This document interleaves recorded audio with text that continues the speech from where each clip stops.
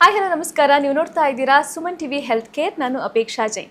ವೀಕ್ಷಕರೇ, ನಾವಿವತ್ತು ತುಂಬ ಇಂಪಾರ್ಟೆಂಟ್ ಟಾಪಿಕ್ ಬಗ್ಗೆ ಮಾತಾಡ್ತಾ ಇದ್ದೀವಿ. ಅದೇನೆಂದರೆ ಲಿವರ್ ಹೆಲ್ತ್. ಇತ್ತೀಚಿನ ನಮ್ಮ ಲೈಫ್ ಸ್ಟೈಲ್ಗೆ ಕಂಪೇರ್ ಮಾಡಿದಾಗ ಲಿವರ್ ಆರೋಗ್ಯದ ಬಗ್ಗೆ ತಿಳ್ಕೊಬೇಕಾಗಿರೋದು ಬಹಳನೇ ಮುಖ್ಯವಾಗಿದೆ. ಹೀಗಾಗಿ ಲಿವರ್ನಲ್ಲಿ ಯಾವೆಲ್ಲ ರೀತಿಯ ಆರೋಗ್ಯ ಸಮಸ್ಯೆಗಳು ಕಾಣಿಸ್ಕೊಳ್ಳುತ್ತೆ, ಲಕ್ಷಣಗಳು ಹೇಗಿರುತ್ತವೆ, ಅದಕ್ಕಿಂತ ಮುಖ್ಯವಾಗಿ ಯಾವೆಲ್ಲ ರೀತಿಯ ಪರಿಹಾರಗಳಿವೆ, ಇವೆಲ್ಲದರ ಬಗ್ಗೆ ಸ್ಪಷ್ಟವಾಗಿ ಮತ್ತು ಸರಳವಾಗಿ ತಿಳಿಸಿಕೊಡೋದಕ್ಕೆ ಇವತ್ತಿನ ಕಾರ್ಯಕ್ರಮದಲ್ಲಿ ನಮ್ಮ ಜೊತೆಗಿದ್ದಾರೆ ಬೆಂಗಳೂರಿನ one of the most popular ಹಾಗೆ highly experienced gastroenterologist doctor Ramesh Kumar ಅವರು. ಸರ್, ಕಾರ್ಯಕ್ರಮಕ್ಕೆ ಸ್ವಾಗತ ನಿಮಗೆ. ಇತ್ತೀಚಿನ ದಿನಗಳಲ್ಲಿ ಕಾಣಿಸ್ಕೊಳ್ತಿರುವಂತಹ ಮೋಸ್ಟ್ ಕಾಮನ್ ಹೆಲ್ತ್ ಇಶ್ಯೂಸಲ್ಲಿ ಒಂದು ಲಿವರ್ ಡ್ಯಾಮೇಜು, ಇನ್ನೊಂದು ಒಬೆಸಿಟಿ ಅಂದರೆ ದೇಹದ ತೂಕ. ಸೊ ಇವೆರಡರ ಮಧ್ಯೆ ಏನಾದರೂ ಕನೆಕ್ಷನ್ ಇದೆಯಾ ಸರ್? ಇವಾಗ ಫ್ಯಾಟಿ ಲಿವರ್ ಅನ್ನೋದು ಭಾಳ ಕಾಮನ್ ಹೆಸರಾಗೋಗಿದೆ, ಎಲ್ಲರಿಗೂ ಗೊತ್ತು ಅದ್ರ ಬಗ್ಗೆ. ಯಾರು ಇವಾಗ ಅಲ್ಟ್ರಾಸೌಂಡ್ ಸ್ಕ್ಯಾನ್ ಮಾಡಿಸ್ಕೊತಾರೋ ಏನೇ ಕಾರಣಕ್ಕೆ ಅವರಲ್ಲಿ ಫ್ಯಾಟಿ ಲಿವರ್ ಅಂತ ನೋಡಿರ್ತೀವಿ. ಒಂದು ಅರ್ಧ ಜನಕ್ಕೆ ಫ್ಯಾಟಿ ಲಿವರ್ ಇರುತ್ತೆ. ಸೊ ಈ ಫ್ಯಾಟಿ ಲಿವರ್ ಅಂದರೆ ಅದು first level of liver damage ಅಂತ. ಅದು ಫ್ಯಾಟಿ ಲಿವರ್ ಆಗೋದಕ್ಕೆ ಕಾರಣ ಸ್ವಲ್ಪ ಒಬಿಸಿಟಿನೇ. ಇವಾಗ ಸ್ವಲ್ಪ ತೂಕ ಹೆಚ್ಚಾಗ್ತಾ ಇದ್ದಾಗೆ ಅದು ಫ್ಯಾಟಿ ಲಿವರ್ ಆಗೋ ಸಾಧ್ಯತೆ ಉಂಟು. ಇವಾಗ ನಮ್ಮದು ಒಬಿಸಿಟಿ ಎಷ್ಟಿದೆ ಅಂತ ನೋಡೋದಕ್ಕೆ ನಾವು BMI ಅಂತ ನೋಡ್ತೀವಿ. ಎರಡನೇದು ಅದಕ್ಕಿಂತ ಸಿಂಪಲ್ ಆಗಿರೋದು ಅಂದರೆ ನಾವು ಆ ಬಾಡಿ ಸರ್ಕಂಫ್ರೆನ್ಸ್. ಇವಾಗ ನಮ್ಮ ಹೊಕ್ಕಳ ಹತ್ರ ನಾವು ಸರ್ಕಂಫ್ರೆನ್ಸ್ ನೋಡಿಕೊಂಡ್ರೆ ನಾವು 85 ಸೆಂಟಿಮೀಟ್ರ್ ಇರಬೇಕು ಹೆಂಗಸರಲ್ಲಿ, ಗಂಡಸರಲ್ಲಿ 95 ಸೆಂಟಿಮೀಟ್ರ್ ಇರಬೇಕು. Maximum limit. ಅದಕ್ಕಿಂತ ಜಾಸ್ತಿ ಇದ್ದರೆ ಸ್ವಲ್ಪ ಬೊಜ್ಜು ಇದೆ ಅಂತ ಅರ್ಥ. ಇದು ಜನರಲ್ ಆಗಿ ನಾವು ಫಾಲೋ ಮಾಡೋ ಅಂತಹ ಒಂದು ಸಿಸ್ಟಮ್. ಇನ್ನೂ ಸೈಂಟಿಫಿಕ್ ಆಗಿ ಹೋಗ್ಬೇಕಂದ್ರೆ BMI ಅಂತ ನೋಡ್ತೀವಿ, ಬಾಡಿ ಮಾಸ್ ಇಂಡೆಕ್ಸ್ ಅಂತ. ಅದು ಆ ಬಾಡಿ ಮಾಸ್ ಇಂಡೆಕ್ಸ್ನಲ್ಲಿ ನಾವು ಎತ್ತರ ನೋಡ್ತೀವಿ, ತೂಕ ನೋಡ್ತೀವಿ. ಸೊ ತೂಕ KGsನಲ್ಲಿ ನೋಡ್ತೀವಿ ಮತ್ತು ಎತ್ತರ ಮೀಟರ್ಸಲ್ಲಿ ನೋಡ್ತೀವಿ. ಸೊ ಅದನ್ನು weight in KGs divided by height in metres by square ಅಂತ ಹಾಕಿದ್ರೆ ಅದು ಒಂದು ವ್ಯಾಲ್ಯೂ ಬರುತ್ತೆ. ಸೊ ಅದು 18ರಿಂದ 27 ಒಳಗಡೆ ಇರಬೇಕು. 25 ಒಳಗಡೆ ಇದ್ದರೆ ಒಳ್ಳೆಯದು. ಅದಕ್ಕಿಂತ 25ರಿಂದ ಹೆಚ್ಚಾದಾಗ ಓವರ್ ವೆಯ್ಟ್ ಅಂತೀವಿ. ಮತ್ತು 27ಕ್ಕಿಂತ ಜಾಸ್ತಿ ಆದರೆ ಸ್ವಲ್ಪ ಒಬಿಸಿಟಿ ಶುರುವಾಗಿದೆ ಅಂತ. ಅದರಲ್ಲೂ ಕ್ಲಾಸ್ 1, ಕ್ಲಾಸ್ 2, ಕ್ಲಾಸ್ 3 ಅಂತ ಅಂತೀವಿ. 30ಗಿಂತ ಜಾಸ್ತಿ ಇದ್ದರೆ 30 to 35 ಕ್ಲಾಸ್ 1 ಅಂತೀವಿ. 35 to 40 ಕ್ಲಾಸ್ 2 ಒಬಿಸಿಟಿ. ಅದಕ್ಕಿಂತ ಜಾಸ್ತಿ ಅಂದರೆ ಮಾರ್ಬಿಡ್ ಒಬಿಸಿಟಿ ಅಂತ. ಅಂದರೆ ಆವಾಗ ಕಾಯಿಲೆಗಳು ಬರುತ್ತೆ ಅಂತ. ಮಾರ್ಬಿಡ್ ಅಂದರೆ ಕಾಯಿಲೆ ಬರೋ ಅಂತಹ ಸ್ಟೇಜಲ್ಲಿ ಬಂದಿದ್ದೀವಿ, ನಮ್ಮ ತೂಕ ಅಷ್ಟು ಜಾಸ್ತಿ ಆಗಿದೆ ಅಂತ. ಈ ತೂಕ ಜಾಸ್ತಿ ಆಗ್ತಾ ಇದ್ದಾಗ ಅದೇನಾಗುತ್ತೆ, ಫ್ಯಾಟ್ ಎಲ್ಲ ಕಡೆ ಹೋಗುತ್ತೆ. ನಮಗೆ ನಾವು ಯುರೋಪಿಯನ್ಸ್ಗೂ ಇಂಡಿಯನ್ಸ್ಗೂ ನಾವು ನೋಡಿದಾಗ ನಮ್ಮಲ್ಲಿ ವಿಸರಲ್ ಒಬಿಸಿಟಿ ಅಂತ, ಅಂದರೆ 2 ಥರ ಫ್ಯಾಟ್ ಇರುತ್ತೆ, white fat and yellow fat ಅಂತ. ಅದು ಹೊರಗಡೆ ನಮ್ಮ ಚರ್ಮದ ಕೆಳಗಡೆ ಇರೋದು ಸಬ್ಕ್ಯುಟೇನಿಯಸ್ ಫ್ಯಾಟ್ ಅಂತ, ಸ್ಕೆಲಿಟಲ್ ಫ್ಯಾಟ್ ಅಂತೀವಿ. ನಮ್ಮ ಹೊಟ್ಟೆ ಒಳಗಡೆ ಇರೋದು ವಿಸರಲ್ ಫ್ಯಾಟ್ ಅಂತೀವಿ. ಸೊ ಈ ವಿಸರಲ್ ಫ್ಯಾಟು ನಮಗೆ ಭಾಳ ಡೇಂಜರು, ಅನಾರೋಗ್ಯಕರ ಮಾಡೋದು ವಿಸರಲ್ ಫ್ಯಾಟ್. ಹೊರಗಡೆ ಇರೋ ಫ್ಯಾಟ್ ನಮ್ಗೆ ಅಷ್ಟು ತೊಂದರೆ ಕೊಡೋದಿಲ್ಲ. ಏನಿದ್ರೂ ತೂಕ ಜಾಸ್ತಿ ಆಗ್ಬೋದು, ಸ್ವಲ್ಪ ಓಡಾಡಿದರೆ ಕಾಲು ನೋವು ಬರ್ಬೋದು, ಸೊಂಟ ನೋವು ಬರ್ಬೋದು. ಆದರೆ ಬೇರೆ ಕಾಯಿಲೆಗಳು ಬರೋದಕ್ಕೆ, ಫ್ಯಾಟಿ ಲಿವರ್ ಆಗೋದಕ್ಕೆ ನಮಗೆ ಒಳಗಡೆ ಇರೋವಂತಹ ಫ್ಯಾಟ್ ಅಂದರೆ ವಿಸರಲ್ ಫ್ಯಾಟ್. ಈ ವಿಸರಲ್ ಫ್ಯಾಟ್ನಲ್ಲಿ ಹಲವಾರು ಹಾರ್ಮೋನ್ಸ್ ಉತ್ಪನ್ನ ಆಗುತ್ತೆ. ಆ ಹಾರ್ಮೋನ್ಸ್ ಒಂದು ಲೆವೆಲ್ಗಿಂತ ಹೆಚ್ಚಾದಾಗ ಅದು ನಮಗೆ ಕಾಯಿಲೆಗಳನ್ನು ತರೋದಕ್ಕೆ ಶುರು ಮಾಡುತ್ತೆ. ಸೊ ಈ ವಿಸರಲ್ ಫ್ಯಾಟಲ್ಲಿ ಫ್ಯಾಟಿ ಲಿವರ್ನಲ್ಲಿ ಅಂದರೆ ಲಿವರಲ್ಲಿರೋ ಫ್ಯಾಟೂ ಅದು ವಿಸರಲ್ ಫ್ಯಾಟ್ ಆಗುತ್ತೆ. ಓಕೆ. ಸೊ ನಾವು ಲಿವರು ಎಷ್ಟು ಕೆಲಸ ಮಾಡುತ್ತೆ ಅಂದರೆ ಅದು ಹೇಳಲಿಕ್ಕೆ ಸಾಧ್ಯ ಇಲ್ಲ. ಒಂದು 500 ಕೆಲಸಗಳಿಗಿಂತ ಜಾಸ್ತಿ ಇದೆ ಲಿವರಲ್ಲಿ. ಸೊ ಅಷ್ಟೆಲ್ಲ ಅದು ಮಾಡುವಂಥ ಆರ್ಗನ್ನು, ಅದು ಫ್ಯಾಟ್ ಎಲ್ಲ ಹೋಗಿ ಕೂತ್ಕೊಂಡಾಗ ಅದನ್ನು ಸರಿಯಾಗಿ ಕೆಲಸ ಮಾಡೋದಕ್ಕೆ ಬಿಡೋದಿಲ್ಲ. ಸೊ ಆ ಫ್ಯಾಟಿ ಲಿವರ್ ಜಾಸ್ತಿ ಆಗ್ತಾ ಇದ್ದಂಗೆ ನಮಗೆ ಕಾಯಿಲೆಗಳು ಬರೋಕ್ಕೆ ಶುರುವಾಗುತ್ತೆ. ಸೊ ಮಧುಮೇಹ ಬರ್ಬೋದು, ಮತ್ತು BP ಕಾಯಿಲೆ ಬರ್ಬೋದು, ಮತ್ತು ಕೊಲೆಸ್ಟ್ರಾಲ್ ಹೆಚ್ಚಾಗುತ್ತೆ. ಸೊ ಇವೆಲ್ಲ ಆದಾಗ ಇವು 3 ಸೇರಿ ನಾವು ಮೆಟಬಾಲಿಕ್ ಸಿಂಡ್ರೋಮ್ ಅಂತೀವಿ. ಅಂದರೆ ಶುಗರು, ಬಿ ಪಿ, ಕೊಲೆಸ್ಟ್ರಾಲು 3 ಇದ್ದಾಗ. ಮತ್ತು ಇವು ಹೆಚ್ಚಾದಾಗ ಮತ್ತು ಬೇರೆ ತೊಂದರೆಗಳು ಅಂದರೆ ಹೃದಯಾಘಾತಗಳು ಅಥವಾ ನಮಗೆ ಲಕ್ವ ಹೊಡೆಯೋದು ಅವೆಲ್ಲ ಜಾಸ್ತಿ ರಿಸ್ಕ್ಸ್ ಜಾಸ್ತಿ ಆಗ್ತಾ ಹೋಗುತ್ತೆ. So liver health is most important. So ಈ ಫ್ಯಾಟು ನಮಗೆ ಶೇಖರಣೆ ಆಗ್ತಾ ಇರೋದು ಲಿವರ್ನಲ್ಲಿ ಆಗದೇ ಇರೋಂಗೆ ನೋಡ್ಕೋಬೇಕು. ಆದರೆ ನಮಗೆ ದುರದೃಷ್ಟವಶಾತ್ ನಾವು ಶುರುನಲ್ಲೇ ವಿಸರಲ್ ಫ್ಯಾಟ್ ಬರ್ತಾ ಇದ್ದಂಗೆ ಲಿವರ್ನಲ್ಲಿ ತುಂಬಿಕೊಳ್ಳುತ್ತೆ. ಓಕೆ. ಸೊ ಅದು ನಮಗೆ ಬಹಳ ಜನಕ್ಕೆ ನಮ್ಮ ದೇಶದಲ್ಲಿ ಇವಾಗ ಭಾಳ ತೊಂದರೆ ಆಗ್ತಾ ಇರೋವಂಥ ಒಂದು ಪ್ರಮೇಯ. ಡಾಕ್ಟರ್, ಈಗ ವಿಸರಲ್ ಫ್ಯಾಟ್ ಹೆಂಗೆ ಗೊತ್ತಾಗುತ್ತೆ ನಮ್ಮ ದೇಹದಲ್ಲಿ ವಿಸರಲ್ ಫ್ಯಾಟ್ ಇದೆಯಾ ಇಲ್ವಾ ಅಂತ? ಅಂದರೆ ಪರ್ಟಿಕ್ಯುಲರ್ ಆರ್ಗನ್, ಅಂದರೆ ಈಗ ಕೆಲವರಿಗೆ ಹೊಟ್ಟೆಯಲ್ಲಿ ಕೊಬ್ಬು ಜಾಸ್ತಿ ಇರುತ್ತೆ, ಕೆಲವರಿಗೆ ಓವರ್ ಆಲ್ ಬಾಡಿ ವೇಟ್ ಜಾಸ್ತಿ ಇರುತ್ತೆ. ಸೊ ನಾವು ಹೇಗೆ ಐಡೆಂಟಿಫೈ ಮಾಡೋದು ಅದನ್ನ? ಇವಾಗ ಅದಕ್ಕೆ ಬೇರೆ ಡೆಕ್ಸಾ ಸ್ಕ್ಯಾನ್ ಅಂತ ಇದೆ, ಅಂದರೆ ಹೋಲ್ ಬಾಡಿ ಸ್ಕ್ಯಾನ್ ಅಂತ ಎಲ್ಲ ಮಾಡ್ತಾರೆ. ಬಟ್ ಅದು ಅಷ್ಟು ನಾವು ಯೂಶ್ವಲಾಗಿ ಅದೆಲ್ಲ ಕಾಸ್ಟ್ಲಿ ಸಿಸ್ಟಮ್ಸು. ನಾವು ಅದು ಅಷ್ಟು ಆ್ಯಕ್ಯುರೇಟಾಗಿ ಎಲ್ಲ ಪ್ರತಿಯೊಬ್ಬರಿಗೆ ಮಾಡಬೇಕಾಗಿಲ್ಲ. ನಾವು ನೋಡ್ತಾ ಇರೋದು ಎರಡೇ. ಒಂದು, ಹೊಟ್ಟೆ ಉಬ್ಬರವಾಗಿದೆಯಾ. ಇವಾಗ ಯೂಶ್ವಲಿ ಆ್ಯಪಲ್ ಶೇಪ್ ಬಾಡಿ ಅಂತೀವಿ, ಅಂದರೆ ಹೊಟ್ಟೆ ಮುಂದಕ್ಕೆ ಬರ್ತಾ ಇದೆ ಅಂತ. ಅವರಲ್ಲಿ ಅಬ್ಡಾಮಿನಲ್ ಸರ್ಕಂಫರೆನ್ಸ್ ಜಾಸ್ತಿ ಆಗ್ತಾ ಇದ್ದಂಗೆ ವೇಸ್ಟ್ ಹಿಪ್ ರೇಷಿಯೋ ಅಂತ ನೋಡ್ತೀವಿ. ಸೊ ಸೊಂಟದ ಹತ್ರ ಎಷ್ಟಿದೆ, ಆಮೇಲೆ ಮೇಲ್ಗಡೆ ಎಷ್ಟಿದೆ ಅಂತ. ಸೊ ಅದು 1.1 ರೇಷಿಯೋಗಿಂತ ಜಾಸ್ತಿ ಆದಾಗ ಅದು ಇದು ಏನೋ ವಿಸರಲ್ ಫ್ಯಾಟ್ ಅಕ್ಯುಮುಲೇಟ್ ಆಗ್ತಾ ಇದೆ ಅಂತ ನಮಗೆ ಒಂದು ಐಡಿಯಾ ಬರುತ್ತೆ. ಬಟ್ ನಾವು ಅಲ್ಟ್ರಾಸೌಂಡ್ ಸ್ಕ್ಯಾನ್ ಮಾಡಿದಾಗ ಅದರಲ್ಲಿ ನಮಗೆ ಫ್ಯಾಟಿ ಲಿವರ್ ಆಗ್ತಾ ಇರೋದು ಕಾಣುತ್ತೆ. ಸೊ ನಾವು CT ಸ್ಕ್ಯಾನ್ ಅಂತ ಮಾಡಿದಾಗ ಬೇರೆ ಫ್ಯಾಟನ್ನು ಗೊತ್ತಾಗುತ್ತೆ, ಹೊಟ್ಟೆನಲ್ಲಿರೋ ಅಂಥ ಬೇರೆ ಬೇರೆ ಕಡೆ ಎಷ್ಟು ಕೊವ್ವು ಶೇಖರಣೆ ಆಗಿದೆ ಅಂತ. ಮತ್ತು ಇನ್ನು ಕೆಲವು ಬಾಡಿ ಫ್ಯಾಟ್ ಅನಾಲಿಸಿಸ್ ಅಂತ ಬರುತ್ತೆ, ಕೆಲವು ಮೆಷಿನ್ಸು. ಅದು ನಾವು ಎಲೆಕ್ಟ್ರೋಮ್ಯಾಗ್ನೆಟಿಕ್ ವೇವ್ಸ್ ನೋಡಿಕೊಂಡು ಕ್ಯಾಲ್ಕುಲೇಟ್ ಮಾಡುತ್ತೆ ಯಾವ್ಯಾವ ಬಾಡಿನಲ್ಲಿ ಎಷ್ಟೆಷ್ಟು ರೆಸಿಸ್ಟೆನ್ಸ್ ಬರ್ತಾಯಿದೆ ನಾವು ಎಲೆಕ್ಟ್ರಿಕಲ್ ಇಂಪಲ್ಸಸ್ಗೆ ಅಂತ.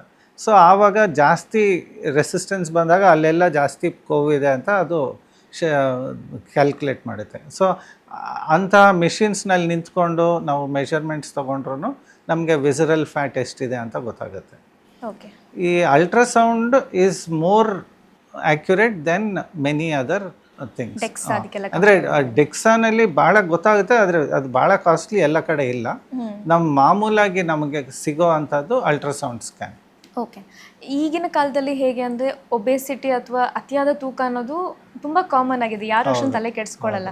ಸೊ ಯಾರ್ಯಾರಲ್ಲಿ ಈ ದೇಹದ ತೂಕ ಜಾಸ್ತಿ ಇರುತ್ತೆ ಅಥವಾ ಒಬೆಸಿಟಿ ಇರುತ್ತೆ ಅವರೆಲ್ಲರಲ್ಲೂ ಈ ಫ್ಯಾಟಿ ಲಿವರ್ ಸಮಸ್ಯೆ ಇರುತ್ತಾ ಅಂತ, ಅಂದರೆ ಐಡೆಂಟಿಫೈ ಮಾಡೋದು ಹೇಗೆ ಅಂತ?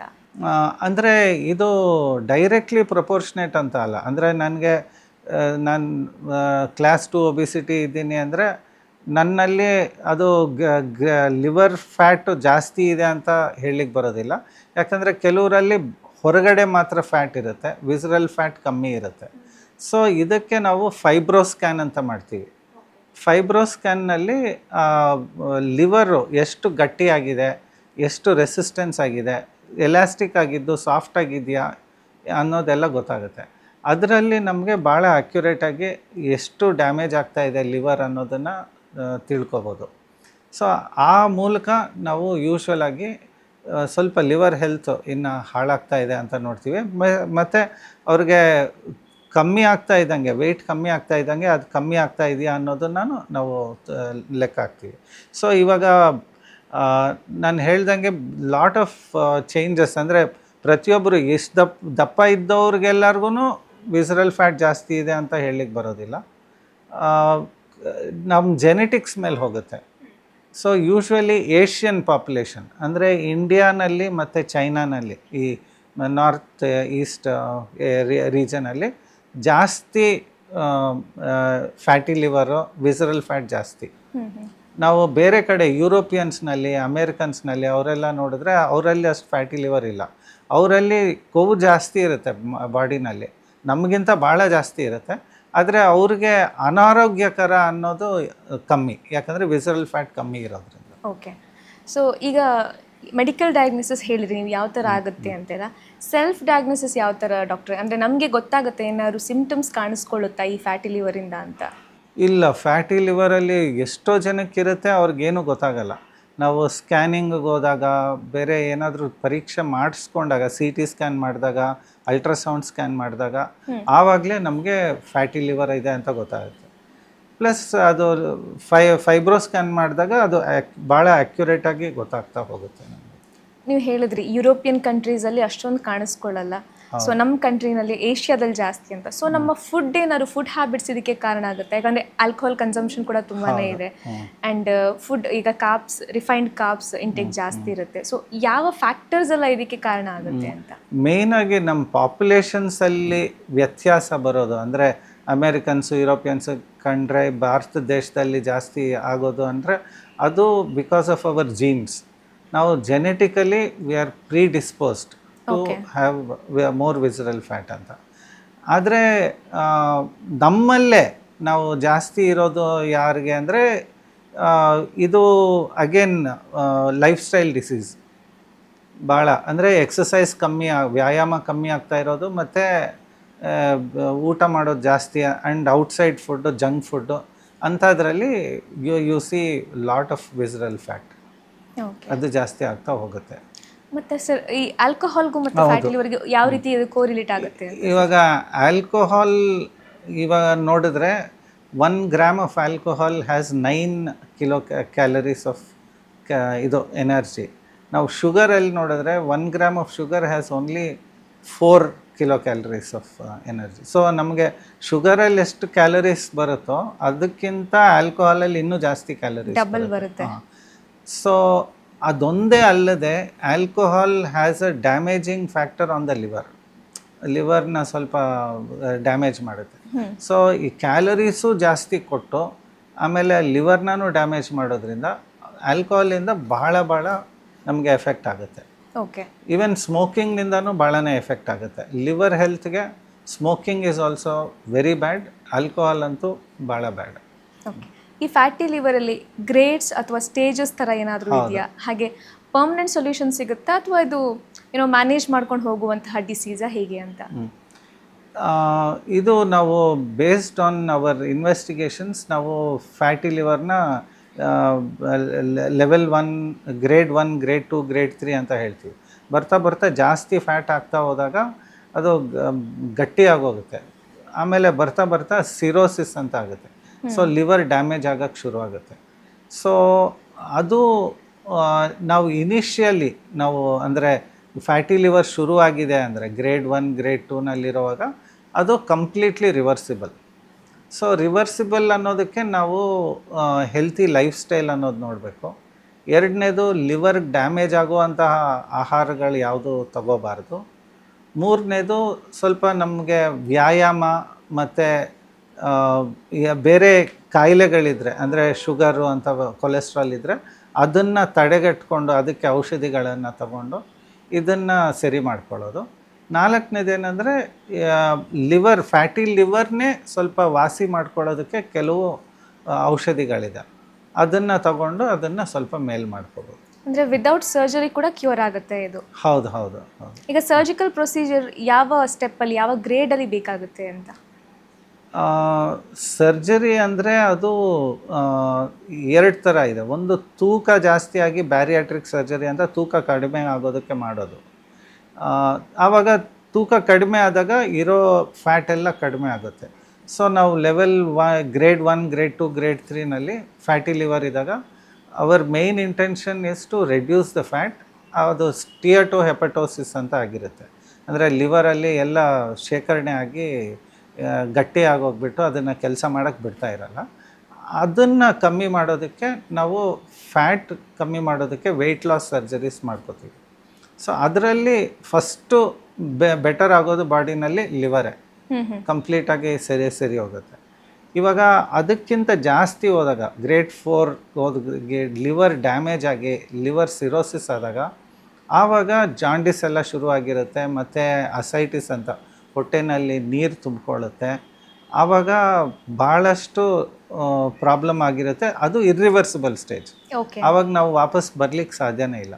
ಆವಾಗ the only surgery is liver transplant. ಬೇರೆ ಯಾರ್ದಾದ್ರೂ ಲಿವರ್ ತೆಗೆದು ಇದನ್ನು ಹಾಕಬೇಕು, ಯಾಕಂದರೆ ಇರೋ ಲಿವರು ಇನ್ನು ಸರಿ ಹೋಗೋದಕ್ಕೆ ಸಾಧ್ಯನೇ ಇಲ್ಲ. ಸೊ ಇದನ್ನು ತೆಗೆದು ಬೇರೆ ಲಿವರ್ ಹಾಕಬೇಕಾಗುತ್ತೆ. ಓಕೆ ಡಾಕ್ಟರ್, ಈಗ ಪೋಸ್ಟ್ ಸರ್ಜರಿ ಯಾವ್ಯಾವ ರೀತಿ ಪ್ರಿಕಾಷನ್ಸ್ ತೊಗೋಬೇಕಾಗತ್ತೆ? ಕಾಂಪ್ಲಿಕೇಶನ್ಸ್ ಏನಾದ್ರು ಕಾಣಿಸ್ಕೊಳ್ಳುತ್ತಾ ಅಥವಾ ನಾರ್ಮಲ್ ಲೈಫ್ ಲೀಡ್ ಮಾಡೋ ಚಾನ್ಸಸ್ ಇದೆಯಾ ಅಂತ? ಇವಾಗ ನಾವು ವೆಯ್ಟ್ ಲಾಸ್ ಸರ್ಜರಿ ಮಾಡ್ತೀವಿ, ಗ್ರೇಡ್ 1, ಗ್ರೇಡ್ 2, ಗ್ರೇಡ್ 3. ಅದರಲ್ಲಿ ಏನಾಗುತ್ತೆ, ವೆಯ್ಟ್ ಕಮ್ಮಿ ಆದಾಗ, ಫ್ಯಾಟಿ ಲಿವರ್ ಕಮ್ಮಿ ಆದಾಗ ಇರೋ ಕಾಯಿಲೆಗಳು, ಬೇರೆ ಕಾಯಿಲೆಗಳೂ ಕಮ್ಮಿ ಆಗುತ್ತೆ. ಅಡ್ವಾಂಟೇಜ್ ಇದೆ. ಅಂದರೆ ಡಯಾಬಿಟಿಸ್ ಹೊಟ್ಟೋಗುತ್ತೆ, ಬಿ ಪಿ ಇದ್ದರೆ ಅದು ಹೊಟ್ಟೋಗುತ್ತೆ, ಕೊಲೆಸ್ಟ್ರಾಲ್ ಹೆಚ್ಚಿರೋದನ್ನೆಲ್ಲ ನಾರ್ಮಲ್ ಬಂದುಬಿಡುತ್ತೆ. ಆಮೇಲೆ ಬೇರೆ ಅಂಗಾಂಗಗಳಲ್ಲಿ ತೊಂದರೆಗಳಾಗೋದನ್ನು ಕಮ್ಮಿ ಮಾಡುತ್ತೆ. ಅಂದರೆ ಕೆಲವು ಕ್ಯಾನ್ಸರ್ಸೂ ಜಾಸ್ತಿ, ಫ್ಯಾಟ್ ಜಾಸ್ತಿ ಆದಾಗ, ಲೈಕ್ ಕೋಲಾನ್ ಕ್ಯಾನ್ಸರ್ ಜಾಸ್ತಿ ಆಗುತ್ತೆ, ಪ್ರಾಸ್ಟೇಟ್ ಕ್ಯಾನ್ಸರ್ ಜಾಸ್ತಿ, ಯೂಟ್ರಸ್ ಕ್ಯಾನ್ಸರ್ ಜಾಸ್ತಿ, ಅವೆಲ್ಲ ರಿಸ್ಕ್ಸ್ ಎಲ್ಲ ಕಮ್ಮಿ ಆಗುತ್ತೆ. But at the same time ಇವಾಗ ನ್ಯೂಟ್ರಿಷನ್ ಕಮ್ಮಿ ಆಗುತ್ತೆ, ಕೆಲವು ವಿಟಮಿನ್ ಡಿಫಿಷಿಯನ್ಸೀಸ್ ಅಂತ ಬರ್ಬೋದು. ಸೊ ಅದಕ್ಕೆ ನಾವು ಈ ಫ್ಯಾಟಿ ಲಿವರ್ ಕಮ್ಮಿ ಮಾಡಿ ಬಾಡಿನಲ್ಲಿರೋ ಫ್ಯಾಟ್ ಕಮ್ಮಿ ಆದಾಗ ನಾವು ಸಪ್ಲಿಮೆಂಟ್ಸ್ ಅಂತ ತೊಗೋಬೇಕಾಗುತ್ತೆ. ಒಂದು ವಿಟಮಿನ್ ಮಾತ್ರೆ ತೊಗೋಬೇಕು, ಒಂದು ಕ್ಯಾಲ್ಶಿಯಂ ಮಾತ್ರೆ ತೊಗೋಬೇಕು. ಅದು ಯಾವ ಆಪ್ರೇಷನ್ಸಲ್ಲೂ ಬೇರೆ ಬೇರೆ ಆಪ್ರೇಷನ್ಸ್ ಇರುತ್ತೆ. ಕೆಲವು ಆಪ್ರೇಷನ್ಸ್ನಲ್ಲಿ ಒಂದು 6 ತಿಂಗಳು, 1 ವರ್ಷ, 2 ವರ್ಷ ತೊಗೋಬೇಕು. ಕೆಲವು ಥರ ಆಪ್ರೇಷನ್ಸಲ್ಲಿ ಅದು ಜೀವನ ಪರ್ಯಂತ ತಗೊಳ್ಳೋದು. ಅಂದರೆ ಅದೇನು ದೊಡ್ಡ ಕೆಲಸ ಅಲ್ಲ, it's a normal vitamin tablet, normal calcium tablet ತಗೊಳ್ಳೋದು. ಮತ್ತು ನ್ಯೂಟ್ರಿಷನ್ನು ನೋಡ್ತಾ ಇರಬೇಕು, ವರ್ಷಕ್ಕೊಂದು ಸಲ ನಮ್ಮ ಬಾಡಿ ನ್ಯೂಟ್ರಿಷನ್ ಹೇಗಿದೆ, ನಮ್ಮ ಎಲ್ಲ ಆಸ್ಪೆಕ್ಟ್ಸ್, ಅಂದರೆ ವಿಟಮಿನ್ಸ್ ಎಲ್ಲ ಸರಿ ಇದೆಯಾ, ಐರನ್ ಸರಿ ಇದೆಯಾ, ಕ್ಯಾಲ್ಶಿಯಂ ಸರಿ ಇದೆಯಾ, ಅದನ್ನೆಲ್ಲ ನೋಡ್ಕೊತಾ ಇರಬೇಕಾಗುತ್ತೆ. ಯಾವುದಾದ್ರೂ ಸ್ವಲ್ಪ ಡಿಫಿಷಿಯನ್ಸಿ ಇದ್ದರೆ ತಕ್ಷಣ ಅದನ್ನು ಸರಿ ಮಾಡ್ಕೋಬೋದು. ಸೊ ಫ್ಯಾಟಿ ಲಿವರ್ ರೀತಿ ಈಗ IBS ಕೂಡ ತುಂಬಾ ಕಾಮನ್ ಆಗ್ತಿದೆ. ಆ್ಯಂಡ್ ಒಂದಷ್ಟು ರಿಸರ್ಚ್ಗಳ ಪ್ರಕಾರ one of the most common reasons for IBS is stress ಅಂತ ಹೇಳ್ತಾರೆ.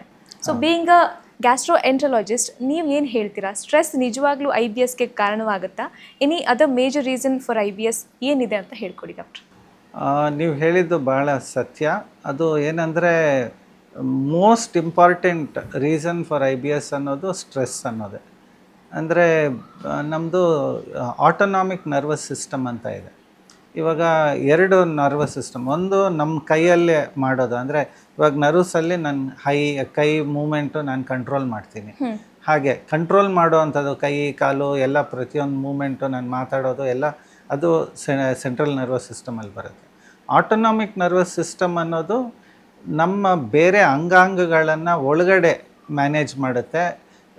ಎಷ್ಟು ರಕ್ತ ಎಲ್ಲಿಗೆ ಹೋಗಬೇಕು ಅನ್ನೋದು ಮ್ಯಾನೇಜ್ ಮಾಡುತ್ತೆ, ಯಾವುದು ನಮ್ಮ ಕರಳಿನ ಚಲನೆಯನ್ನು ಮ್ಯಾನೇಜ್ ಮಾಡುತ್ತೆ, ಮತ್ತು ಬೇರೆ ಹಾರ್ಟ್ ಹೇಗೆ ಆ್ಯಕ್ಟಿವ್ ಆಗಿರಬೇಕು ಅನ್ನೋದನ್ನು ನೋಡುತ್ತೆ, ಲಂಗ್ಸ್ನ ಹೇಗೆ ಕೆಲಸ ಮಾಡಿಸ್ಬೇಕು ಅನ್ನೋದು ನೋಡುತ್ತೆ, ಕಿಡ್ನೀಸ್ನ ನೋಡುತ್ತೆ. ಅದು ನಮ್ಮ ಕೈಯಲ್ಲಿಲ್ಲ, ಅದು ಎಲ್ಲ ಪೂರ್ತಿ ಆಟೋನಾಮಿಕ್ ನರ್ವಸ್ ಸಿಸ್ಟಮಿಂದ ಆಗೋದು.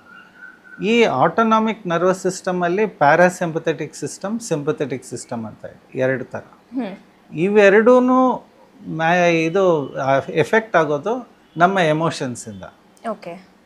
ಸೊ ಇವಾಗ ನಮಗೆ ಸಡನ್ನಾಗಿ ಹೆದರಿಕೆ ಆಗುತ್ತೆ ಅಥವಾ ಕೋಪ ಬರುತ್ತೆ, ಆವಾಗ ಸಿಂಪಥೆಟಿಕ್ ಸಿಸ್ಟಮ್ ಭಾಳ ಆ್ಯಕ್ಟಿವ್ ಇರುತ್ತೆ. ಸೊ ಫೈಟ್ ಆರ್ ಫ್ಲೀ ಅಂತೀವಿ, ಅಂದರೆ ಜಗಳ ಆದರೂ ಆಡು, ಓಡೋದು.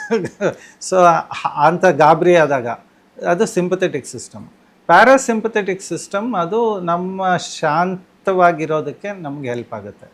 ಅಂದರೆ ನಾವು ನಾರ್ಮಲಾಗಿ ಏನು ಟೆನ್ಷನ್ ಇಲ್ಲದೆ ನೆಮ್ಮದಿಯಾಗಿದ್ದು, ಸಂತೋಷವಾಗಿದ್ದು, ಪಾಸಿಟಿವ್ ಥಾಟ್ಸ್ ಎಲ್ಲ ಇಟ್ಕೊಂಡಾಗ ನಮ್ಮ ಪ್ಯಾರಾಸಿಂಪಥೆಟಿಕ್ ಸಿಸ್ಟಮ್ ಸ್ವಲ್ಪ ಸ್ಟ್ರಾಂಗ್ ಆಗುತ್ತೆ.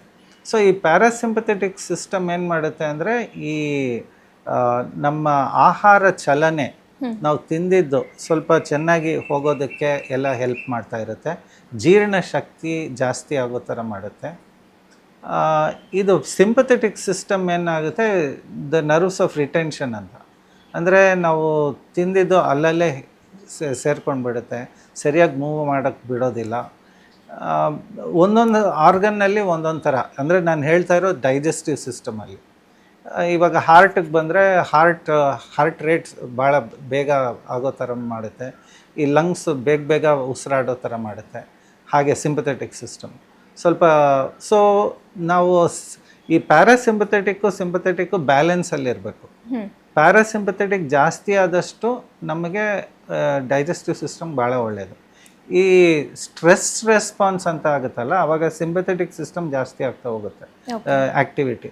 ಆವಾಗ ನಮಗೆ ಈ IBS ಅದೆಲ್ಲ ಬರುತ್ತೆ. ಸೊ ಈ IBSನಲ್ಲಿನೂ ಬೇರೆ ಬೇರೆ ಥರ ಇರುತ್ತೆ. ಅಂದರೆ ಒಬ್ಬೊಬ್ಬರಿಗೆ ಭೇದಿ ಜಾಸ್ತಿ ಆಗುತ್ತೆ, ಒಬ್ಬೊಬ್ಬರಿಗೆ ಮೋಷನ್ನೇ ಆಗೋದಿಲ್ಲ, ಕಟ್ಕೊಂಡ್ಬಿಡುತ್ತೆ. ಸೊ ಎಲ್ಲ ಡಿಫ್ರೆಂಟ್ ಟೈಪ್ಸ್ ಆಫ್ ಸಿಮ್ಟಮ್ಸ್ ಬರುತ್ತೆ.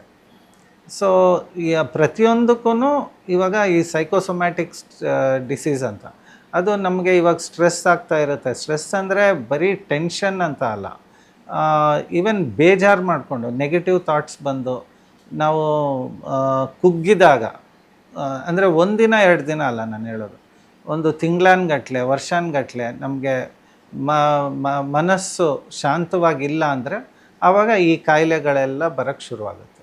ಓಕೆ, ಈಗ ಹೊಟ್ಟೆಗೆ ಸಂಬಂಧಿಸಿದ ಯಾವುದೇ ಕಾಯಿಲೆ ಆಗಿದ್ರು ಸೊ ಫುಡ್ ತುಂಬಾ ಮ್ಯಾಟ್ರ್ ಆಗುತ್ತೆ, ನಾವು ಯಾವ ರೀತಿ ಆಹಾರ ಸೇವಿಸ್ತೀವಿ ಅಂತ.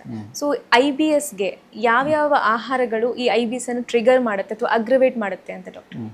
ಇವಾಗ ಇಂಡಿವಿಜುವಲ್ ರೆಸ್ಪಾನ್ಸಸ್ ಅಂತ ಬೇರೆ ಬೇರೆ ಥರ ಇರುತ್ತೆ. ಒಬ್ಬೊಬ್ಬರಿಗೆ ಒಂದೊಂದು ಸ್ವಲ್ಪ ಡಿಫ್ರೆನ್ಸಸ್ ಇರುತ್ತೆ. ಆದರೆ ಹೆಚ್ಚಾಗಿ IBS ಅವರಿಗೆ ಈ ಗ್ಲೂಟೆನ್ ಫ್ರೀ ಇರಬೇಕು, ಅಂದರೆ ಗೋಧಿ ಇರಬಾರ್ದು, ಚಪಾತಿ ಇರಬಾರ್ದು, ರವೆ ಅಂದರೆ ಉಪ್ಪಿಟ್ಟು ಆಗೋದಿಲ್ಲ, ಮೈದಾ ಆಗೋದಿಲ್ಲ, ಬೇಕ್ರಿ ಐಟಮ್ಸ್ ಆಗೋದಿಲ್ಲ, ಆಮೇಲೆ ಕೆಲವರಿಗೆ ಹಾಲು ಆಗೋದಿಲ್ಲ, ಸೊ ಹಾಲನ್ನು ಕುಡಿಯೋಂಗಿಲ್ಲ. ಸೊ ಕೆಫೆನಿಂದ ಕೂಡ ಟ್ರಿಗರ್ ಆಗುತ್ತೆ ಅಂತ ಕೆಲವರು ಹೇಳ್ತಾರೆ, ಕಾಫಿ, ಟೀ. ಹೌದೌದು. ಸೊ ಹಾಲಿರೋ ಪದಾರ್ಥಗಳೆಲ್ಲ ಕಮ್ಮಿ ಮಾಡಬೇಕಾಗುತ್ತೆ. ಸೊ ಹಾಲು ಗೋಧಿ ಭಾಳ ಮ್ಯಾಕ್ಸಿಮಮ್. ಅದು ಬಿಟ್ಟರೆ ಇಂಡಿವಿಜುವಲ್ ಆಗಿ ನೋಡಬೇಕು ನಾವು. ಇವಾಗ ಅವ್ರಿಗೆ ಒಂದು ಫುಡ್ ಡೈರಿ ಅಂತ ಹೇಳ್ತೀವಿ, ಅವ್ರು ಇಟ್ಕೊಂಡು ಯಾವ್ಯಾವ ನಿಮಗೆ ಭೇದಿ ಆಯಿತು ಇವತ್ತು ಅಥವಾ ಏನಾದರೂ ಅಪ್ಸೆಟ್ ಆಯಿತು, ಹಿಂದಿನ ದಿನ ಅಥವಾ ಇವತ್ತು ಬೆಳಿಗ್ಗೆಯಿಂದ ಸಾಯಂಕಾಲದವರೆಗೂ ಏನೇನು ತಿಂದ್ರಿ ಅಂತ ಬರೆದಿಟ್ಕೊಳ್ಳಿ ಅಂತೀವಿ. ಸೊ ಹಾಗೆ ಒಂದು 4-5 ಸಲ ಆದಾಗ ಬರೆದಿಟ್ಕೊಂಡ್ರೆ ನಮ್ಗೆ ಅರ್ಥ ಆಗುತ್ತೆ, ಇಂಥ ಪದಾರ್ಥದಿಂದ ಇದೇ ಕಾಮನ್ ಆಗಿತ್ತು, ಪ್ರತಿ ಸಲ ಇದು ತಿಂದಾಗಲೇ ಅವ್ರಿಗೆ ಹಂಗಾಯಿತು ಅಂತ. ಸೊ ಅದನ್ನು ಅವಾಯ್ಡ್ ಮಾಡ್ಕೊಂಡು ಹೋಗಬೇಕು. ಓಕೆ, ಈ ಇರಿಟೇಬಲ್ ಬೌವೆಲ್ ಸಿಂಡ್ರೋಮ್ ಏನಿದೆ, ಇದರಿಂದ ಇರ್ರೆಗ್ಯುಲಾರಿಟಿ ಕ್ರಿಯೇಟ್ ಆಗೋ ಚಾನ್ಸಸ್ ಇದೆಯಾ? ಬೌವೆಲ್ ಮೂವ್ಮೆಂಟ್ ಇರ್ರೆಗ್ಯುಲರ್ ಆಗೋ ಚಾನ್ಸಸ್ ಇದೆಯಾ? ಹೌದು. ಸೊ ಇದು ಭಾಳ ಜನಕ್ಕೆ ಭೇದಿ ಮಾಡುತ್ತೆ. ಅಂದರೆ ದಿನಕ್ಕೆ 4-5 ಸಲ ಮೋಷನ್ಸ್ ಆಗ್ತಾ ಇರುತ್ತೆ, ಅಥವಾ ಇನ್ನೂ ಜಾಸ್ತಿನೇ ಆಗ್ತಾ ಇರ್ಬೋದು. ತಿಂದಿದ ತಕ್ಷಣ ಹೋಗ್ತಾ ಇರ್ಬೇಕು, ಟಾಯ್ಲೆಟ್ಗೆ ಹೋಗಬೇಕು ಅಂತ ಅನಿಸುತ್ತೆ. ಆಮೇಲೆ ಕೆಲವ್ರಿಗೆ ಮಲಬದ್ಧತೆ ಕೂಡ ಆಗ್ಬೋದು, ನಾನು ಹೇಳ್ದಂಗೆ ಕಾನ್ಸ್ಟಿಪೇಷನ್ ಆಗುತ್ತೆ. ಹಾಂ, ಸೊ 2 ಥರ ಆಗ್ಬೋದು. ಆಮೇಲೆ ಹೊಟ್ಟೆ ಹಿಂಡೋದು, ಅವಾಗವಾಗ ಹಿಂಡೋದು, ಆಮೇಲೆ ಮೋಷನ್ಗೆ ಹೋಗೋಕ್ಕೆ ಮುಂಚೆ ಹಿಂಡೋದು, ಹಾಗೆಲ್ಲ ಶುರುವಾಗುತ್ತೆ. ಮತ್ತು ಊಟ ಸರಿಯಾಗಿ ಸೇರೋದಿಲ್ಲ, ವೆಯ್ಟ್ ಲಾಸ್ ಅನ್ನೋದು ಶುರುವಾಗುತ್ತೆ, ಜೀರ್ಣ ಸರಿಯಾಗಿ ಆಗೋದಿಲ್ಲ. ಸೊ ಇಷ್ಟು ಆಗ್ಬೋದು. ಆಮೇಲೆ ಕೆಲವು ಕಡೆ ಅದು ಬರ್ತಾ ಬರ್ತಾ ಏನಾಗುತ್ತೆ, ಒಳಗಡೆ ಹುಣ್ಣುಗಳಾಗಕ್ಕೆ ಶುರುವಾಗುತ್ತೆ. ಅಂದರೆ IBS ಜಾಸ್ತಿ ಆಗ್ತಾ ಅಲ್ಸರ್ಸ್ ಜಾಸ್ತಿ ಆಗುತ್ತೆ. ಸೊ ಅಲ್ಸರ್ಸ್ ಜಾಸ್ತಿ ಆದಾಗ ಅದು ಬೇರೆ ಕಾಯಿಲೆಗಳೇ ಬರುತ್ತೆ. ಸೊ ಅದು IBS ಅನ್ನೋದು IBD ಅಂತೀವಿ, ಅಂದರೆ ಇರಿಟಬಲ್ ಬೌಲ್ ಡಿಸೀಸ್ ಅಂತ. ಸೊ ಡಿಸೀಸ್ ಆಗೋ ನೆಕ್ಸ್ಟ್ ಸ್ಟೆಪ್ಗೆ ಹೊರಟೋಗಿದೆ ಅಂತ. ಸೊ ಹಂಗಾದಾಗ ಮೇಯ್ನಾಗಿ ಅದರಲ್ಲಿ 2 ಕಾಯಿಲೆಗಳಿದೆ. ಒಂದು ಕ್ರೋನ್ಸ್ ಡಿಸೀಸ್ ಅಂತೀವಿ, ಇನ್ನೊಂದು ಅಲ್ಸರೇಟಿವ್ ಕೊಲೈಟಿಸ್ ಅಂತೀವಿ. ಕ್ರೋನ್ಸ್ ಡಿಸೀಸ್ ಅನ್ನೋದು ಜಾಸ್ತಿ ಚಿಕ್ಕ ಕರಳಿಗೆ ಬರುವಂಥ ಕಾಯಿಲೆ. ಅಲ್ಸರೇಟಿವ್ ಕೊಲೈಟಿಸ್ ಅನ್ನೋದು ಹೆಚ್ಚಾಗಿ ದೊಡ್ಡ ಕರಳಿಗೆ ಬರೋ ಕಾಯಿಲೆ. ಸೊ ಅಲ್ಸರೇಟಿವ್ ಕೊಲೈಟಿಸಲ್ಲಿ ಎಲ್ಲ ಅಲ್ಸರ್ಸ್ ಆಗೋಗಿರುತ್ತೆ, ಒಳಗಡೆ ಸಿಕ್ಕಾಪಟ್ಟೆ ಹುಣ್ಣುಗಳಾಗಿ ಮೋಷನ್ನಲ್ಲಿ ಆಮು, ರಕ್ತ ಹೋಗೋದು ಅದೆಲ್ಲ ಜಾಸ್ತಿ ಆಗುತ್ತೆ. 2ರಲ್ಲೂ ಹೊಟ್ಟೆ ನೋವು ಜಾಸ್ತಿ ಇರುತ್ತೆ. ಕ್ರೋನ್ಸ್ ಡಿಸೀಸಲ್ಲಿ ಅಲ್ಲಲ್ಲಿ ಕರಳು ಸಣ್ಣಕ್ಕಾಗೋಗ್ಬಿಡುತ್ತೆ, ಚೆನ್ನಾಗಿ ಗಟ್ಟಿಯಾಗಿಬಿಟ್ಟು ಅಬ್ಸ್ಟ್ರಕ್ಷನ್ ಶುರುವಾಗುತ್ತೆ. ಸೊ ಅವರಲ್ಲಿ ಸರಿಯಾಗಿ ಊಟ ಸೇರ್ತಾ ಇರಲ್ಲ, ಆವಾಗವಾಗ ವಾಂತಿಗಳು ಆಗ್ತಾ ಇರೋದು, ಮತ್ತು ತೂಕ ಕಮ್ಮಿ ಆಗ್ತಾ ಹೋಗ್ತಾರೆ. ಸೊ ಅದೆಲ್ಲ ಕ್ರೋನ್ಸ್ ಡಿಸೀಸ್ನಲ್ಲಿ ಜಾಸ್ತಿ. ಅಲ್ಸರೇಟಿವ್ ಕೊಲೈಟಿಸಲ್ಲಿ ಬೇದಿ, ರಕ್ತ ಹೋಗೋದು ಅದೆಲ್ಲ ಜಾಸ್ತಿ. ಓಕೆ ಸರ್, IBSನ್ನು ಮನೇಲೇ ಟ್ರೀಟ್ ಮಾಡ್ಕೋಬೋದಾ? ಅಂದರೆ ಲೈಫ್ ಸ್ಟೈಲ್ ಮಾಡಿಫಿಕೇಷನ್ಸಿಂದ ಇದಕ್ಕೆ ಚಿಕಿತ್ಸೆ ಪಡ್ಕೋಬೋದಾ, ಅಥವಾ ಡಾಕ್ಟರ್ ಹೆಲ್ಪ್ ತೊಗೊಳ್ಳೋ ಅವಶ್ಯಕತೆ ಇದೆಯಾ ಅಂತ? ಇದು ಮೊಟ್ಟ ಮೊದಲನೇದಾಗಿ ಬೇಕಾಗಿರೋದೇನೆಂದರೆ ಅವರ ಮನಸ್ಸಿನ ಸ್ಥಿತಿ ಅದು ಸರಿ ಹೋಗಬೇಕು.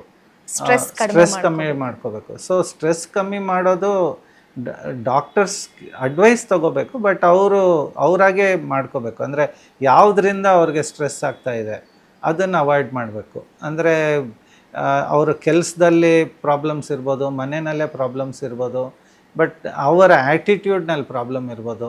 ಪ್ರತಿಯೊಂದಕ್ಕೂ ಟೆನ್ಷನ್ ತಗೋತಾ ಇರ್ತಾರೆ, ಪ್ರತಿಯೊಂದು ಒಂದು ಚಿಕ್ಕದೂ ದೊಡ್ಡದಾಗಿ ಅನ್ಕೋತಾ ಇರ್ತಾರೆ, ಮತ್ತು ಎಲ್ಲದಕ್ಕೂ ಹೆದರ್ತಾ ಇರ್ತಾರೆ. ನಾನು ಹಿಂಗೆ ಮಾಡಿದ್ರೆ ಹೆಂಗಾಗ್ಬಿಡ್ಬೋದು, ನಾನು ಹೊರಗಡೆ ಹೋದರೆ ನನಗೇನಾಗುತ್ತೋ ಏನೋ, ಹಾಗೆ ಒಂದೊಂದೇ ಇದಾಗ್ತಾ ಇರುತ್ತೆ. ಒಂದೊಂದು ಕೆಲಸದಲ್ಲಿ ಸಿಕ್ಕಾಪಟ್ಟೆ ಸ್ಟ್ರೆಸ್ಸು, ಡಿಸ್ಟರ್ಬೆನ್ಸ್, ಇವಾಗ BPO ಅಂಥವೆಲ್ಲ ಜಾಸ್ತಿ ಇದೆ. ಸೊ ಡ್ಯೂಟಿ ಅವರ್ಸ್ ಸರಿಯಾಗಿರೋದಿಲ್ಲ. Sleep pattern is very very important. ನಮ್ಮದು ಬಯೋಲಾಜಿಕಲ್ ರಿದಮ್ ಅಂತ ಇರುತ್ತೆ.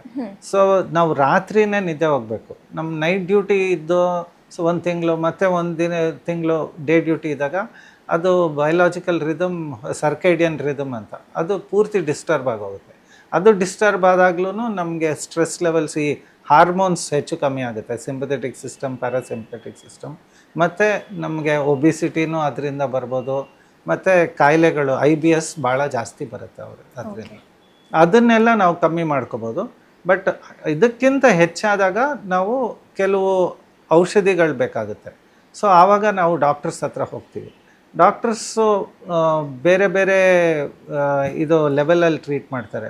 ಫಸ್ಟು ಮನಸ್ಸು ಸರಿ ಹೋಗೋದಕ್ಕೆ, ಎರಡನೇದು ಇಂಟೆಸ್ಟೈನ್ಸ್ನಲ್ಲಿ ಮೂಮೆಂಟು ಎಲ್ಲ ಸರಿ ಹೋಗೋದಕ್ಕೆ, ಮೂರನೇದು ಆ ಬ್ಯಾಕ್ಟೀರಿಯಾ ಬೇರೆ ಆಗೋಗಿರುತ್ತೆ, ನಮ್ಮ ಕರಳಿನಲ್ಲಿ ಇರುವಂಥ ಬ್ಯಾಕ್ಟೀರಿಯಾ. ಸೊ ಅದೂ ಸ್ವಲ್ಪ IBS ಮಾಡ್ತಾ ಇರುತ್ತೆ. ಸೊ ಆ ಕೆಟ್ಟ ಬ್ಯಾಕ್ಟೀರಿಯಾ ಎಲ್ಲ ಹೋಗಿ ಒಳ್ಳೆ ಬ್ಯಾಕ್ಟೀರಿಯಾ ರೀಪ್ಲೇಸ್ ಆಗೋದಕ್ಕೆ ಪ್ರೀಬಯೋಟಿಕ್ಕು, ಪ್ರೋಬಯೋಟಿಕ್ಸ್ ಅಂತ ಮಾತ್ರೆಗಳು ಬರುತ್ತೆ, ಅದನ್ನು ಕೊಡ್ತಾರೆ. ಸೊ ಈ ಕೆಲವು ಔಷಧಿಗಳೆಲ್ಲ ಕೊಡ್ಬೋದು. ಬಟ್ ಇದು IBDಗೆ ಹೋದಾಗ ಅದಕ್ಕೆ ಬಹಳಷ್ಟು ಜಾಸ್ತಿ ಔಷಧಿಗಳು ಕೊಡಬೇಕಾಗುತ್ತೆ. ಸ್ವಲ್ಪ ಇಮ್ಯೂನ್ ರೆಸ್ಪಾನ್ಸೂ ಚೇಂಜ್ ಆಗೋಗಿರುತ್ತೆ ಬಾಡಿನಲ್ಲಿ. ಆವಾಗ ನಾವು ಸ್ಟೀರಾಯ್ಡ್ಸ್ ಕೊಡಬೇಕಾಗುತ್ತೆ, ಮತ್ತು ಬಯೋಲಾಜಿಕಲ್ಸ್ ಅಂತ ಸ್ವಲ್ಪ ಭಾಳ ಕಾಸ್ಟ್ಲಿ ಮೆಡಿಸಿನ್ಸ್ ಎಲ್ಲ ಕೊಡಬೇಕಾಗುತ್ತೆ. ಆವಾಗ ಅವರು ಡಾಕ್ಟ್ರ್ ನೋಡಲೇಬೇಕು. ಇನ್ನೊಂದು ಮೇಜರ್ ಫ್ಯಾಕ್ಟರ್ ಅಂದರೆ ಫೈಬರ್. IBS ಇರೋ ಪೇಷಂಟ್ಗಳು ಫೈಬರ್ ಇಂಟೇಕ್ ಕಡಿಮೆ ಮಾಡಬೇಕು, ಫೈಬರ್ ಜಾಸ್ತಿ ತಿಂದರೆ ಅವರಿಗೆ ಲೂಸ್ ಮೋಷನ್ಸ್ ಫ್ರೀಕ್ವೆಂಟ್ ಆಗುತ್ತೆ ಹೇಳ್ತಾರೆ ಡಾಕ್ಟರ್. ಈ ಫೈಬರ್ಗೂ IBSಗೂ ಯಾವ ರೀತಿ ಕನೆಕ್ಷನ್ ಇದೆ, ಆ್ಯಂಡ್ ಫೈಬರ್ ಯಾವ ರೀತಿ ನಮ್ಮ ದೇಹದಲ್ಲಿ ವರ್ಕ್ ಆಗುತ್ತೆ ಅಂತ? ಇದು ಫೈಬರು ನಾರ್ಮಲ್ ಆಗಿ ಅದು ಭಾಳ ಒಳ್ಳೆಯದು ನಮಗೆ. ಅಂದರೆ ಫೈಬರ್ ಜಾಸ್ತಿ ಇದ್ದಷ್ಟು ನಮಗೆ ಕಾನ್ಸ್ಟಿಪೇಷನ್ ಆಗಲ್ಲ, ಮಲಬದ್ಧತೆ ಆಗಲ್ಲ, ಮೋಷನ್ ಚೆನ್ನಾಗಿ ಇದಕ್ಕೆ ಹೆಲ್ಪ್ ಆಗುತ್ತೆ. ಬಟ್ ಈ IBSನಲ್ಲಿ ಏನಾಗುತ್ತೆ, ಅವ್ರಿಗೆ ಜಾಸ್ತಿ ಮೋಷನ್ ಆಗ್ತಾ ಇರುತ್ತೆ. ಸ್ವಲ್ಪ ಏನೇ ಹೋಗಲಿ ಹೊಟ್ಟೆಗೆ ತಿಂತಾ ಇದ್ದಂಗೆ ಮೋಷನ್ಗೆ ಹೋಗಬೇಕು ಅನಿಸುತ್ತೆ. ಸೊ ಹಾಗೆ ಫೈಬರ್ ಜಾಸ್ತಿ ಆದಷ್ಟು ನಮ್ಮ ಕರಳಿನಲ್ಲಿರೋ ಕಂಟೆಂಟ್ ಜಾಸ್ತಿ ಆಗ್ತಾ ಹೋಗುತ್ತೆ. So that will cause a lot of disturbance. Plus ಈ ಬ್ಯಾಕ್ಟೀರಿಯಾದೂ ಸ್ವಲ್ಪ it will react with the fibre and that also causes a little problem. So ನಾರ್ಮಲಾಗಿ ನಾವು ಬೇರೆ ಕಾಯಿಲೆಗಳಿಗೆ ಆದಷ್ಟು ನಾವು ಫೈಬರ್ ಜಾಸ್ತಿ ತೊಗೊಳ್ಳಿ ಅಂತೀವಿ, ಬಟ್ ಈ IBSನಲ್ಲಿ ಫೈಬರ್ ಜಾಸ್ತಿ ತೊಗೊಳೋದಕ್ಕೆ ಆಗೋದಿಲ್ಲ. ಅದು that is not the treatment for IBS. Okay, ನೀವು ಹೇಳಿದಾಗೆ ಸಾಕಷ್ಟು ಜನ ಡಾಕ್ಟರ್ಸ್ ಅಡ್ವೈಸ್ ಮಾಡ್ತಾರೆ ಫೈಬರ್ ರಿಚ್ ಫುಡ್ ತಿನ್ನಿ ಅಂತ. ಬಟ್ ತುಂಬ ಜನಕ್ಕೆ ಗೊತ್ತಿಲ್ಲ, ಈಗ ಜಾಸ್ತಿ ತಿಂದರೆ ಫೈಬರ್ ಹೋಗುತ್ತೆ, ಅಂದರೆ ಊಟ ಅಂದ್ರೇ ಫೈಬರ್ ಅಂತ ಅಂದ್ಕೊಂಡಿರ್ತಾರೆ. ಸೊ ಫೈಬರ್ ರಿಚ್ ಫುಡ್ ಅಂದರೆ ಯಾವುದೆಲ್ಲ, ಯಾವ ರೀತಿ ನಾವು ಅದನ್ನು ಬ್ಯಾಲೆನ್ಸ್ಡ್ ಆಗಿ ಮೀಲಲ್ಲಿ ಕನ್ವರ್ಟ್ ಮಾಡ್ಕೊಳ್ಳೋದು ಅಂತ? ಅಂದರೆ ಪ್ರೋಸೆಸ್ಡ್ ಫುಡ್ ಅಂದರೆ ಅದರಲ್ಲಿ ಫೈಬರ್ ಇರೋದಿಲ್ಲ, ಪ್ರೋಸೆಸ್ ಆಗದೆ ಇರೋ ಇದು ಫುಡ್ಡಲ್ಲಿ ಜಾಸ್ತಿ ಇರುತ್ತೆ. ಅಂದರೆ ನಾವು ಯಾವುದೇ ತಗೊಳ್ಳಿ, ಇವಾಗ ಓಟ್ಸ್ ಅಂತಾರೆ, ಮ್ಯೂಸ್ಲಿ ಅಂತಾರೆ, ಅದರಲ್ಲೆಲ್ಲ ಜಾಸ್ತಿ ಇರುತ್ತೆ. ತರಕಾರಿನಲ್ಲಿ ಜಾಸ್ತಿ ಫೈಬರ್ ಇರುತ್ತೆ. ಮತ್ತು ಫ್ರೂಟ್ಸಲ್ಲಿ ಜಾಸ್ತಿ ಫೈಬರ್ ಇರುತ್ತೆ. ನಾವು ಸಿಪ್ಪೆ ಜಾಸ್ತಿ ಜೊತೆನಲ್ಲಿ ತಿಂದಾಗ ಸಿಪ್ಪೆನಲ್ಲೆಲ್ಲ ಜಾಸ್ತಿ ಫೈಬರ್ಸ್ ಇರುತ್ತೆ. ಮತ್ತು ಸೀರಿಯಲ್ಸ್ ಅಂದರೆ ನಮ್ಮ ಅಕ್ಕಿ, ಗೋಧಿ ಎಲ್ಲ, ಅದು ಈ ಅಕ್ಕಿ ಪಾಲಿಷ್ ಮಾಡಿದಷ್ಟು ಮೇಲ್ಗಡೆದೆಲ್ಲ ಹೊಟ್ಟೋಗ್ತಾ ಇರುತ್ತೆ. ಸೊ ಅದರಲ್ಲಿ ಫೈಬರ್ಸ್ ಇರೋದು, ಹೊರಗಡೆ ಫೈಬರ್. ಸೊ ನಾವು ಪಾಲಿಷ್ ರೈಸಲ್ಲಿ ಇರೋದಿಲ್ಲ. ರೆಡ್ ರೈಸು ಅಥವಾ ಬ್ರೌನ್ ರೈಸು ಅಂತ ತಿಂದಾಗ ಜಾಸ್ತಿ ಫೈಬರ್ ಬರುತ್ತೆ. ಬಿಳಿ ಅಕ್ಕಿಯಲ್ಲಿ ಫೈಬರ್ ಜಾಸ್ತಿ. ಆಮೇಲೆ ಸೊಪ್ಪು, ತರಕಾರಿನಲ್ಲಿ ಜಾಸ್ತಿ. ಫಾರ್ ಅನ್ ಆವ್ರೇಜ್ ಪರ್ಸನ್ ದಿನಕ್ಕೆ ಎಷ್ಟು ಫೈಬರ್ನ ಇಂಟೇಕ್ ಮಾಡಬೇಕಾಗುತ್ತೆ ಅವ್ರು ಹೆಲ್ದಿ ಆಗಿರೋದಕ್ಕೆ ಅಂತ? ಅಂದರೆ ಅದು ಇಂಡಿವಿಜುವಲ್ ಆಗಿ ಹೇಳೋಕ್ಕಾಗಲ್ಲ. ಒಂದು 50 ಗ್ರಾಮ್ಸ್ ಟು 100 ಗ್ರಾಮ್ಸ್ ಇದ್ದರೆ ಅದು ಒಳ್ಳೆಯದು ಫೈಬರ್ಸು. ಅಂದರೆ ಅವ್ರಿಗೆ ಮೋಷನ್ ಯಾವ ಥರ ಆಗ್ತಾ ಇದೆ, ಮೋಷನ್ ಗಟ್ಟಿ ಆಗ್ತಾ ಇದ್ದರೆ ಜಾಸ್ತಿ ಫೈಬರ್ ತೊಗೋಬೇಕಾಗುತ್ತೆ. ಒಬ್ಬೊಬ್ಬರ ಬಾಡಿ ಸಿಸ್ಟಮ್ ಬೇರೆ ಬೇರೆ ಥರ ಇರುತ್ತೆ. ಸೊ ಥೈರಾಯ್ಡ್ ಪ್ರಾಬ್ಲಮ್ಸ್ ಇರೋರಿಗೆ ಸ್ವಲ್ಪ ಮಲಬದ್ಧತೆ ಇರುತ್ತೆ. ಮತ್ತು ಈ IBS ಇರೋರಿಗೆ ಸ್ವಲ್ಪ ಮಲಬದ್ಧತೆ ಇರ್ಬೋದು. ಕೆಲವರು ಡಯಾಬಿಟಿಸ್ ಇರೋರಿಗೆ ಮಲಬದ್ಧತೆ ಇರುತ್ತೆ. ಅಂಥವರಲ್ಲಿ ಸ್ವಲ್ಪ ಫೈಬರ್ ಕಂಟೆಂಟ್ ಜಾಸ್ತಿ ಮಾಡ್ಕೊಂಡು ಹೋಗಬೇಕು. ಬೇರೆಯವರಲ್ಲಿ ಅರೌಂಡ್ 50 ಗ್ರಾಮ್ಸ್ ಆಫ್ ಫೈಬರ್ಸ್ ಹೋದರೆ ಸಾಕಾಗುತ್ತೆ. Okay. So accept IBS patients ಉಳಿದವರು ಫೈಬರ್ ಕಂಟೆಂಟ್ನ ಜಾಸ್ತಿ ತಿಂದರೆ ಒಳ್ಳೆಯದು ಅಂತ. ಹೌದು. ಫ್ಯಾಟಿ ಲಿವರ್ ಅಂದರೆ ಏನು, ಈ ಲಿವರ್ ಡ್ಯಾಮೇಜ್ ಯಾವ ರೀತಿ ಆಗುತ್ತೆ, ಏನೆಲ್ಲ ಬೆಸ್ಟ್ ಆಪ್ಷನ್ಸ್ ಇದೆ, ಸೊಲ್ಯೂಷನ್ ಇದೆ, ಇದ್ರ ಬಗ್ಗೆ ತುಂಬಾ ಚೆನ್ನಾಗಿ ಮಾಹಿತಿಯನ್ನು ತಿಳಿಸಿಕೊಟ್ಟಿ ಡಾಕ್ಟರ್. ಧನ್ಯವಾದ. ನಮಸ್ಕಾರ. ವೀಕ್ಷಕರೇ, ಇದಾಗಿತ್ತು ಈ ಹೊತ್ತಿನ ವಿಶೇಷ. ನೋಡ್ತಾ ಇರಿ ಸುಮನ್ TV ಹೆಲ್ತ್ ಕೇರ್.